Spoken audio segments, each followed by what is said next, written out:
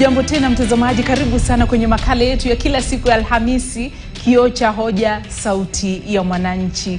Ni makala ambayo huwa yanaangazia masuala ambayo yanakuhusu wewe, masuala yanayokutatiza wewe, na mijadala ambayo inajikita katika mwananchi wa kawaida, sisi kama taifa.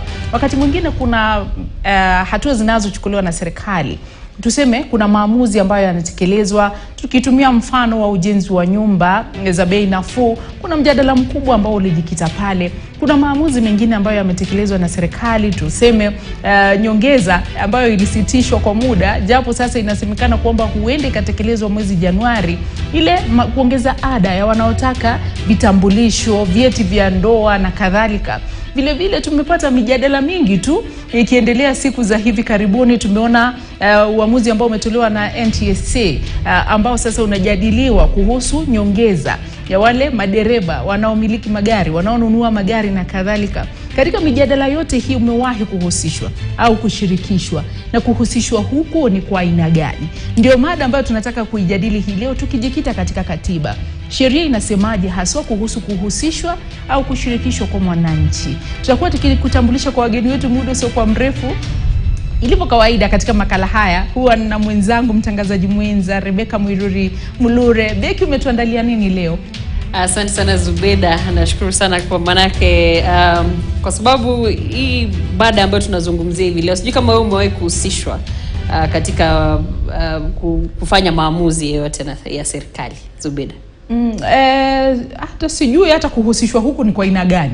Sijui wanapokuja wakatueleza kwamba tunaamua kwamba tutaanza kutoza ada kuanzia kesho. Sijui kama huko ni kuhusishwa au ni kushirikishwa au ni kuelezwa. Ni kuelezwa. Mwalimu atakuwa akitueleza baadaye. Nikidhani mara nyingi nimeelezwa.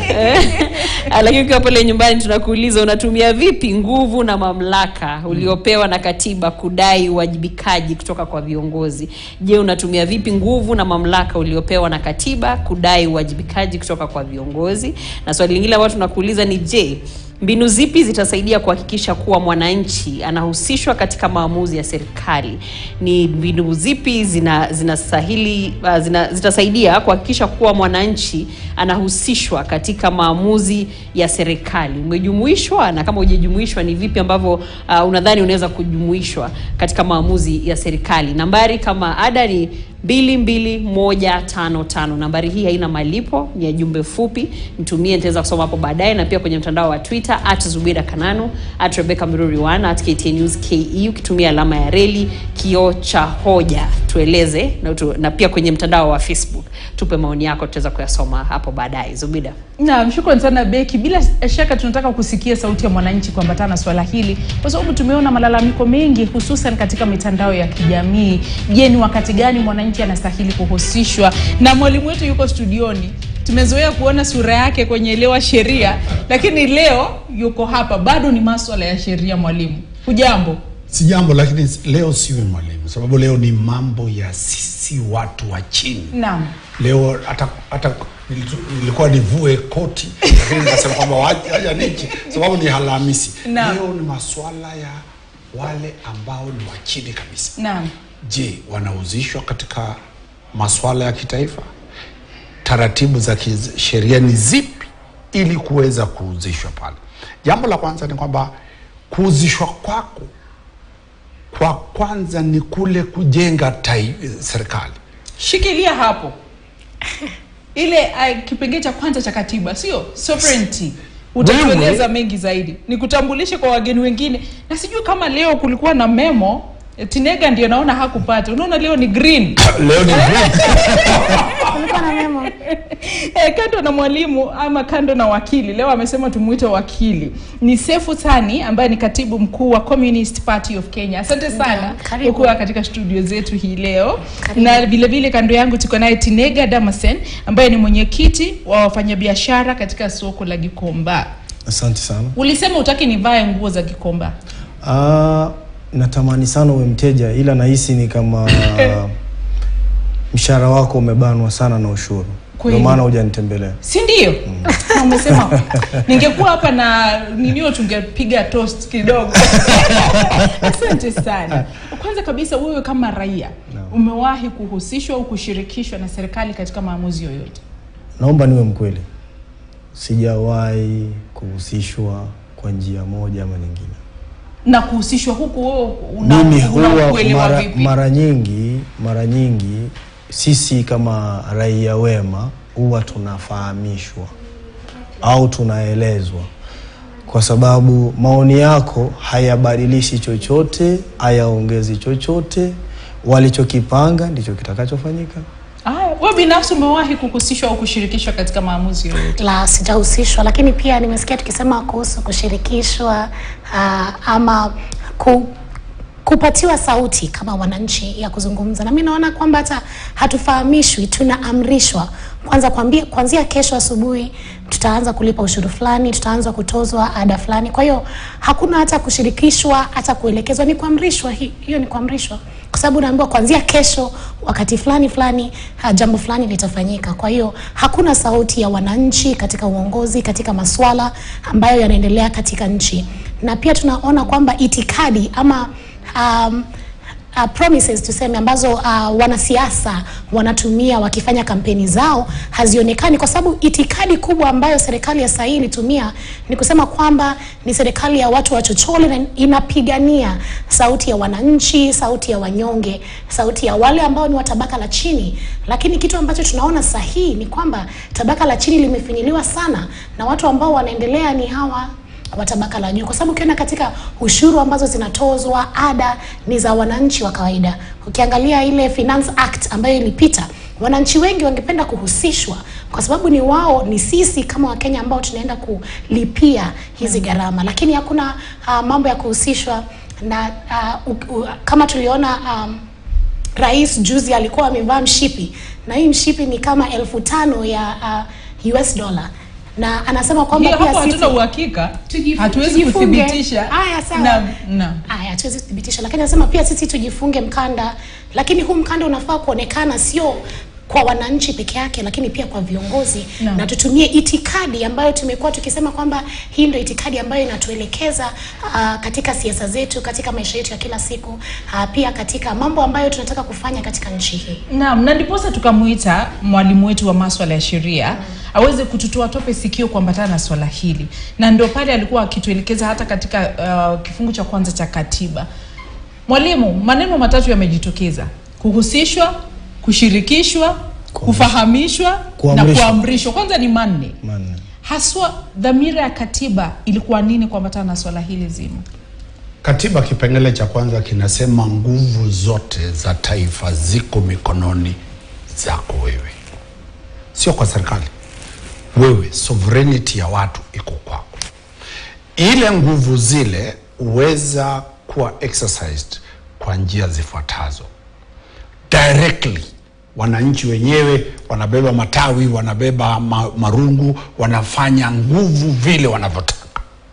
Pili, kupitia kwa viongozi wao. Wale viongozi wao wanakuwa ni viongozi wa aina mbili.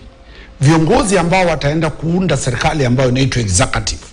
Kila baada ya miaka 5 wewe unayepiga kelele ndio ulimchagua rais. Wewe unayepiga kelele ndio ulimchagua naibu wa rais. Kwa hivyo ni ule ni wewe. Ule si Ruto, ule si Gachagua, ule ni wewe. Ukisleki umchague mwovu, hutalia. Pili, kiongozi wa pili ni wale ambao wataenda kumwangalia yule rais na cabinet yake. Ule anaitwa senator na anaitwa mbunge. Wewe kama hukuchagua mbunge, ile Finance Act haikupita kwenda kwa Ruto bila mbunge wako kupitisha kidole. Masuala ya county hayakupita kwenda kwa rais na kupitishwa bila seneta wako kulala usingizi mnono. Tatu, kuna ile serikali ya county. Wewe ulimchagua gavana. Ule gavana kama ulichagua bwege, basi usije ukalia kwamba wewe unaumia. Bwege lako litakupa yale ambayo linaweza kufaidi. Kisha kapewa ule MCA. ule MCA wewe ndio unamchagua aweze kuangalia lile bwege lako unaloliita gavana ambalo limefanya kazi sitekelezwe. Kwa hivyo hiyo ni njia moja ambayo nasema kwamba mara nyingi watu huwa kazi yao ni kujilaumu. Njia ya pili ya katiba iliyoko pale ni kwamba kuna asasi inaitwa judiciary, kipengele ambacho ni cha katiba ambacho ni independent, hivi kwamba ikiwa yule governor, ikiwa yule mheshimiwa, ikiwa yule rais amekiuka matakwa ya sisi, basi judiciary utaenda kwenye constitutional court, utakwenda mahakamani na ile mahakama itamzuia yule rais, ile mahakama itazuia bunge. Kwa hivyo bado una nguvu wewe kama raia kutumia mahakama. Njia ya tatu, kipengele cha 37 kinakupa nguvu wewe kubeba matawi na kupiga mayowe na kuenda maandamano ili kuonyesha hali ya kutokubaliana. Ikiwa ni ndugu yangu yule chairman pale Gikomba, wabebe watu wote wa Gikomba waweze kufanya maandamano, lile liweze kusikiza. Pili, katika maandamano yale kuna ile presentation ya memoranda, hivi kwamba leo hawa wanaosema ni Communist Party, sisi mawakili wale wanauza mtumba pale wanaweza chukua memoranda zao bunge, waweza kuchukua memoranda yako kwa rais, waweza chukua memoranda yako kwa asasi zote za serikali na kuziambia kwamba mimi kama Mkenya nimepewa nguvu za kuleta malalamishi yangu na yatasikizwa. Hebu tusikie kama wamewahi kutumia mbinu yote. Naona ni kama kweli unataka kuchangia. Lakini ni kweli mbinu tumetumia. Wakili amezungumzia kuhusu kipengele cha 37. Na mbinu tumeweza kutumia. Hiyo mbinu anasema ya maandamano, ya watu kuenda na kusema na kuchukua ratiba zao na kusema kwamba tunataka kupatia mswada wetu kwa serikali ili waweze kuona. Lakini jambo ambalo ningependa kuzungumzia wakili ni kwamba tumeona nguvu za polisi zikitumiwa vibaya kwa watu ambao wanatoka kufanya maandamano, na haswa kwa vijana na watu ambao ni watu wa chini, na ni hawa vijana, sisi vijana ambao hawana kazi, wamama ambao wanafanya kazi ya kuuza mboga, watu wa bodaboda wakitoka nje kusema kwamba gharama ya maisha iko juu na tunataka serikali isikize ili hii gharama iweze kupelekwa chini. Tuliona vijana ambao walienda kuandamana. Kuna kijana mmoja wa chama chetu cha kikomunisti cha Kenya ambaye aliuawa na alipoteza maisha yake katika maandamano hayo kwa sababu yeye aliweza kutoka kusema gharama ya maisha iko juu, mimi sina kazi, wazazi wangu ni wazee, wadogo wangu wananitegemea. Na tumeona kwamba kuna nguvu za polisi ambazo zinatumiwa ambayo watu wanapata tia gesi, na hata sio tia gesi peke yake, kuna live bullets ambazo zinatumiwa watu wanapoenda maandamano. Lakini haswa tunaposema kwamba katiba inaturuhusu kuandamana, ni kwa sababu gani tukipeleka mswada wetu wa kuandamana kwa polisi hawakubali? Wanasema mahali hapa maandamano hayawezekani au maandamano hayaruhusiwi katika nchi hii, kwa sababu tukiangalia hali halisi hivi ndivyo mambo yalivyo, na kuandamana haifai kukuwa jambo ambalo linaleta vurugu katika nchi. Ni jambo la sauti ya mwananchi kuweza kusikika, na pia ni njia moja, ni mbinu ya kuhusisha wananchi katika uongozi, katika siasa, na kuweza kusikia sauti yao, malalamishi yao, kama vile tumeona haya mazungumzo ambayo yamekuwa yakiendelea ambayo ni bipartisan talks. Yalianza vipi? Yalianza kwa sababu ya gharama kubwa ya maisha kwa watu, lakini sasa yamemalizika vipi? Sauti ya mwananchi iko wapi katika hiyo bipartisan talks? Tukiangalia kuhusu swala la gharama ya juu ya maisha, haijazungumziwa. Watu wameenda kuzungumzia masuala yao ya kisiasa, masuala ambayo wanaona ni sawa, lakini sauti ya mwananchi haiko. Kwa hiyo vitu kama nguvu ya polisi kutumika katika maandamano, kutumia risasi katika maandamano, ni vitu ambazo hazifai kuwa zinaruhusiwa katika nchi hii. Lakini pia kupatiana ruhusa kwamba watu wanapoenda kupeleka mswada wao kwamba tunataka kuandamana, iwe ni kitu ambayo ni halali, na polisi hawakuji ili kuvurugana na wananchi pia. Na narudi kwa wakili atueleze haki za mwananchi haswa ni gani wakati kama huu ambapo labda watu wanataka kupaza sauti yao lakini wanazimwa, ile sauti inazimwa. Tinega, wewe binafsi umewahi kutumia mbinu gani na ulifaulu kupitisha sauti yako? Katika serikali zilizopita wakati tulikuwa tunapigania National Youth Council ikuwe an act of parliament. Kipindi hicho ilikuwa ni serikali ya almarhum Mwenyezi Mungu amrehemu Mwai Kibaki. Tulifanya maandamano, tulipeleka petition, tuliruhusiwa kutebo petition yetu, tukasikizwa, and then mpaka sasa hivi National Youth Council inafanya kazi kwa ajili ya vijana. Lakini serikali ya Uhuru pia ilikuwa ina usikivu fulani. Ila hii serikali ambayo ndio ya KK, sijui ni kitu kidogo ama ni sijui huko mbele inaitwaje, kidogo usikizaji wao ni sufuri. Naona mimi binafsi inakuwa ni kama kiosk ya mwenye nguvu mpishe wakati kioski kimepika chakula kidogo. Wale jamaa ambao kwamba wana govern Kenya Kwanza, nafikiri hawana haja na mwananchi. Wewe kama ni kulia lia ufe. Hawana thamani yoyote ya kuvalue any human being. Kwa sababu unalala, ukiamka useme leo gharama ya maisha imenishika, ngoja sasa ninaomba nitumie njia zangu za kikatiba kwenda kupiga mayowe. Kitu cha kwanza, wewe unakuwa ni enemy. Ni kama unamwaga sufuria yao, unataka kuwamwagia mchele. Kwa hiyo wao watamake sure wamekuzima. Polisi wamewekwa mfukoni, wanazisahau zile sheria. Kenya tuko na sheria nzuri sana za kugovern nchi, nzuri sana.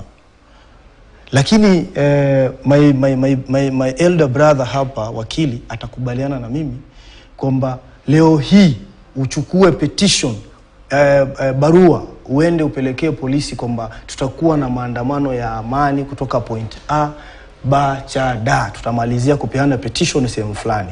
Kitakachofanyika, yule askari atakwambia subiria mkubwa, subiria nini, hairuhusiwi. Sheria inavyosema unafuata. Mwisho wa siku watasema hawakupata taarifa. Utakuta askari wamemwagwa nding. Kitakachofuata ni confrontation, loss of life, property zitakuwa destroyed. Vijana wale ambao kwamba ni wezi wataingia katikati. Huyu mwananchi ambaye kwamba anafanya biashara yake pale ana haki ya kufanya biashara, na huyu ana demonstrate ana right ya kudemonstrate. Polisi kazi yake ni kuprotect mali na maisha. Lakini pala anapoingia kuanza kutupa tear gas, kupiga risasi, kuleta ile commotion, at the end of the day unakuta watu wameharibikiwa na vitu vyao.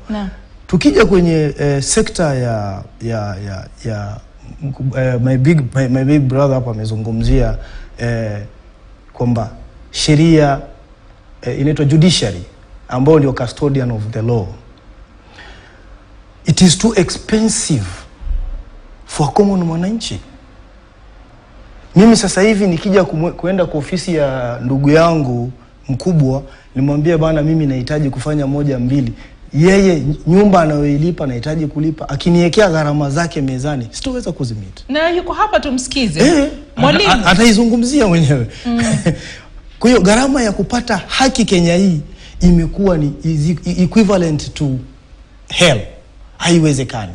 Number 2, mlolongo wa hizo duration hizo kesi zinachukua, unakuta kesi ina miaka 20, ina miaka 3, miaka 5. Hii justice itapatikana lini? Haipatikani. Kwa hiyo in this country of ours, ni nchi ya mtu mle mtu. Maskini aendelee kuwa maskini, azame kwenye uchochole. Ukiwa na kabiashara kadogo utatafutiwa mbinu ya kunyonywa. Juzi kumepitishwa county finance bill ambayo mfanyabiashara anayehawk mayai mtaji wake ni shilingi 2,000, analipa kwa mwaka. Kwa sasa hivi wamepitisha analipa shilingi 18,000 kwa mwaka. Kila siku analipa shilingi 50. Hii 50 faida yake kwa siku ni shilingi 200. Atailipa nyumba nini? Atakula nini? Anauza tray ya mayai aishi kwa siku. Lakini akikutana na baraza la mji lazima apigwe. Hebu tumsikize wakili. haki ya mwananchi iko wapi? Kwa sababu umetutajia mbinu 3 za kuwasilisha na kuhusishwa katika yale maamuzi na kupitisha ile sauti moja kwa moja kupitia maandamano. Wamesema yanazimwa, hawapati haki katika kule kuandamana. Kupitia viongozi, kupitia mahakama, amesema ni kama ndoto ya kusadikika. Kupata haki nchini Kenya ni ndoto telezi ambayo kuipata ni ngumu. Na ninapoona ukivaa miwani najua unakuja kutusomea sheria. Haki ya mwananchi katika kupitisha sauti yake na kuhusishwa katika maamuzi haya ni gani? Katiba ya Kenya ina asili karibu mianya zaidi ya 50 kumpatia Mkenya haki za kuweza kupitisha ujumbe wako. Kwa hivyo kama kipengele cha 37 kina shida, kina utelezi pale, sababu polisi wana, vile ndugu yangu amesema, basi wewe unaweza enda katika bunge, katika committee stage. Kila sheria inapopitishwa kuna kile kitu kinaitwa committee stage. Pale wananchi wanakubaliwa kwenda pale na kueleza mambo yao. Kuna kitengo cha bunge kinachoitwa petitions committee, ambapo wewe mwenyewe unaweza chukua petition yako katika bunge ukasikizwa. Njia nyingine ambayo sheria imeweza kuelezea ni kwamba rafiki yangu amesema kwamba akija kwenye ofisi ya wakili Dansan Omari, waziri tajika ataambiwa mamilioni kama za Ezekiel pale. Hapana. Bill of Rights chapter 4 ya katiba inasema kwamba ikiwa wewe unaona kwamba katiba kipengele cha fundamental human rights kinafujwa, una haki ya kuandika kwa karatasi, iwe ni tissue paper, iwe ni karatasi lolote, uende mahakamani. Ama unaweza enda mahakamani ukasimama na ukaambia jaji, mimi nina shida yangu ni hii. Jaji ataandika yale ambayo unayasema, atayabadilisha ya kuwe ni pleadings. Kwa hivyo katiba inampa Mkenya nguvu. Usije sumbuka kwamba unaenda kutafuta wakili. Bill of Rights, nafikiri ni kipengele cha 22 ndio nilikuwa naangalia kwamba wewe mwenyewe unaweza simama mahakamani na ukaeleza mambo yako na yatasikizwa. Lakini ndio Tindega anasema kesi utawasilisha, lakini itachukua muda gani? Ndio nimesema naelezea kuna ile ambayo watu wanadhania mimi niko yale mahakamani. Maswala ambayo yanahusiana na fundamental human rights ni tofauti na maswala ambayo ni ya kifedha kama mashamba, maswala ya kifedha.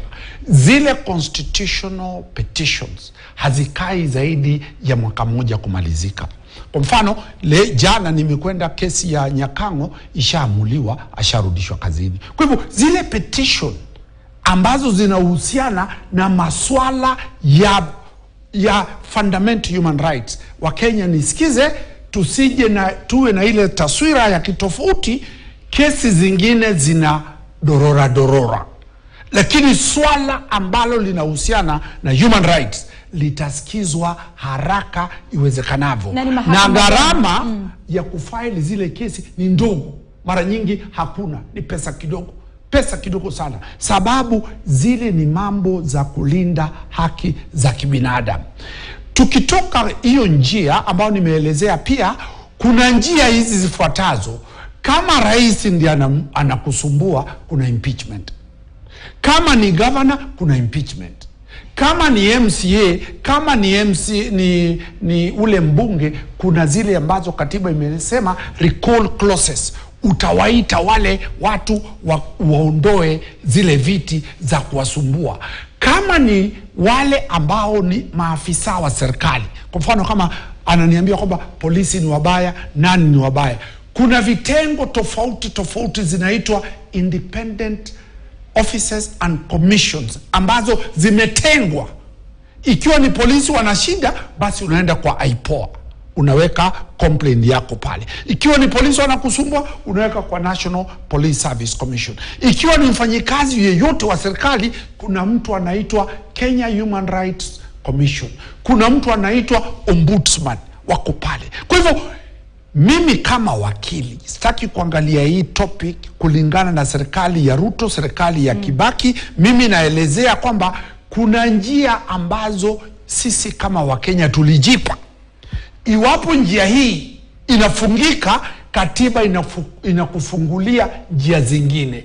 Kwa hivyo mimi nawapa moyo Wakenya, ndugu zangu na dada zangu, kwamba tusije tukasema kwamba hatuna njia ya kikatiba na kisheria kuweza kutatua shida za serikali zozote ambazo haifuati mazingira ama haifuati matakwa ya Wakenya. Katiba imetupa nguvu, katiba imekupa wewe mmoja, sio watu, sio kila watu. Wewe mwenyewe una nguvu katika kipengele cha 3 cha kusema kwamba kila mtu ana jukumu la kulinda na kuhakikisha kwamba katiba imetekelezwa. Usiwachie Omari, usiwachie dadangu Koome, usiwachie dadangu hapa. Wewe kama Mkenya una nguvu. Leo kama umelala, jisikie kwamba nimekuhakikishia kwamba katiba inakupa nguvu zaidi ya 100 za kutumia ili kuweza kupata haki za kikatiba zako. Sefu anasikia kama kiti kimekuwa moto sasa. Lakini nimetaka kumsikiliza wakili. Kwa sababu nimemsikiza wakili. Na mambo ambayo amesema, na kuna mambo mengi ambayo amesema ambayo ni kweli kuhusu katiba yetu. Na kitu ambacho ningependa kusema hata ninapozungumza hapa ni kwamba katiba yetu haina shida. Katiba yenyewe, katiba iliandikwa vizuri, watu walikaa chini wakaangalia katiba. Na hata ukiangalia duniani, katiba ya Kenya ni moja ya katiba progressive, yani kwa dunia nzima. Kwa hiyo hatuna shida na katiba yetu, na hatuna tashwishi na katiba haswa. Kitu ambacho tuna shida nayo ni kitu cha kwanza, utekelezaji wa katiba hii. Kwa sababu umeongea kuhusu katiba na nguvu ambazo inatupatia, na sitakinzana na wewe unapoongea kuhusu haki za kibinadamu na kwamba tukipelekwa miswada kortini itasikika. Kusikika ni sawa, lakini tunapopeleka miswada hii tutaweza kupata haki ambayo tunataka, kwa sababu hatutaki tu kuweza kusikizwa peke yake, lakini tunataka kuona mabadiliko ambayo yatafanyika. Na kuna watu wengi ambao wameweza kupitia njia hiyo. Tunaona seneta wa Busia ambaye amejitokeza mara kwa mara hata kabla hajakuwa seneta kwenda katika korti na kuwasilisha masuala fulani aina. Na swala moja ambayo nimezungumzia ni hilo swala la Finance Act 2023, ambapo mmoja wapo kama huyo seneta wa Busia aliweza kwenda kortini na kuwasilisha mswada na kusema kwamba hapana, wananchi watafinyika sana, lakini matokeo yake yalikuwa yepi? Kwa hivyo kuhusishwa kwa mwananchi ni pia kuweza kusikiza hiyo sauti na kuona mabadiliko ambayo yanafanyika, ambayo yanaendelea. Na umezungumzia vipengee vingi vya katiba. Kipengee cha 69 kinazungumzia ujumuishwaji wa wananchi. Kwa hiyo swala la kutojumuisha mwananchi ama kutoshirikisha wananchi ni kukiuka katiba. Sio lazima niende korti, kwa sababu katiba ishasema kwamba ninafaa kuhusishwa mimi kama Mkenya, na iko katika kipengee hicho tunazungumzia cha 69. Na pia kipengee kingine cha katiba ambacho ni 43 kinaongea kuhusu masuala ya uchumi jamii, ama haki za uchumi jamii, socio economic rights, ambazo zinazungumzia masuala ambayo tunazungumzia hapa, gharama ya maisha, zinazungumzia bima ya afya, zinazungumzia mambo mengi ambayo serikali inafaa kuweza kusaidia wananchi wake, lakini tunaona kwamba hii ndo mambo ambayo inakiukwa katika katiba. Kwa hiyo hata kwa serikali ama kwa hawa viongozi kuweza kukiuka katiba hii, ni swala letu ndio kama wananchi kuweza kwenda katika mahakama na kuweza kutafuta haki, lakini mara ngapi tunaweza kupata hiyo haki tunapoenda katika korti? Kwa sababu kuna swala moja ambalo limejitokeza wakati ambapo tulikuwa tukiwashirikisha wananchi pale mitandaoni. Wanasema ndio Wakenya walienda kudai haki kule, na mahakama ikaamua kwamba kuhusu ule mpango wa ujenzi wa nyumba za bei nafuu, lakini bado ulitekelezwa kinyume na amri iliyotolewa na mahakama. Kwa hivyo inapofikia hapo, mwananchi afanyije? Na wakili ametutajia baadhi ya mikakati, lakini kweli ni mikakati ambayo inaweza kuzaa matunda. Tuseme kwamba unataka kumimpeach president ama kumimpeach governor peke yako, wakili narudi Tinega anawashwa kweli mimi kidogo naweza nikakiri kwamba Kenya tuko na the best constitution. Laws tuko nazo nzuri. I thank my elder brothers and sisters ambao walikaa na kudraft that. Lakini viongozi tulionao Kenya ni sawa na nafikiri ni kama tungekuwa ni siku ya mwisho, basi wao ndio wangekuwa wanaongoza moto wa jehanamu. Tusitumie lugha ya kudhalilisha, lakini nasema ingekuwa ni siku ya kiyama, hao wangekuwa wanaongoza moto wa jehanamu, kwa sababu hawana utu, hawana ubinadamu, hawana imani. Ukishakosa utu, ukose ubinadamu, ukose imani, you have to feel huyu mwananchi unayemnyonga hapa chini analala njaa. Kuna mtoto anaishi katika kijiji, mama yake ama baba yake hajui atapata wapi sukuma ya shilingi 5. You have to feel yourself in that. Wacha kuswim in these millions unaona hapa. Rudi chini, think about it. Leo hii tunazungumza kuhusu gharama ya maisha. Ni nani anayetusikiza katika viongozi tulionao? Ni nani amekuja chini akasema jamaa nimesikia kilio chenu, let us do this? Lakini unasikia kiongozi atatoka aseme nyinyi mnazungumzia kupanda kwa gharama ya maisha, tighten your belt.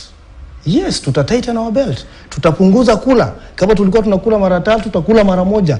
Alhamdulillah, tutaenda. Lakini siku ya kiyama tutaulizana maswali.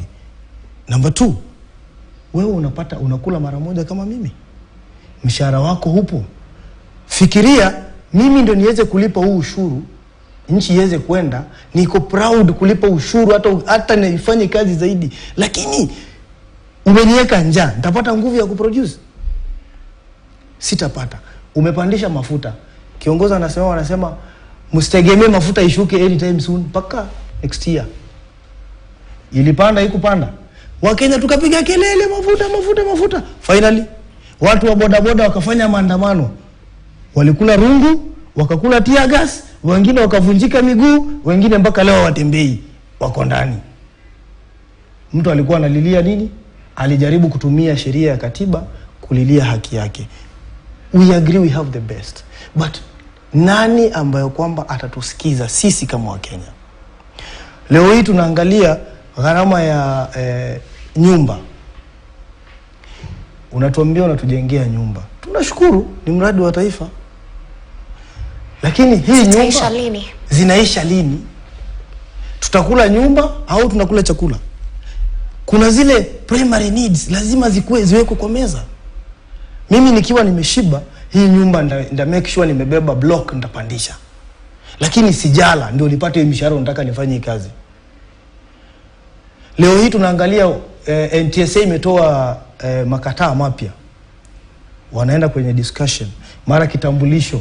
Wewe ulipata kitambulisho yako bure katika maisha yako ya Kenya. Ukiwa ujui hili wala lile, umetoka shule umekutana na ID. Leo hii mtoto wa maskini unataka kumlipisha kitambulisho sijui 1000 ngapi?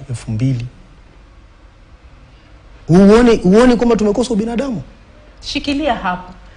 Tuingie madukani. Mwalimu atatueleza ni wakati gani wewe kama mwananchi unastahili kuhusishwa, na ni kuhusishwa kwa aina gani? Amezungumza kuhusu vitambulisho, ni mjadala ambao umekuepo.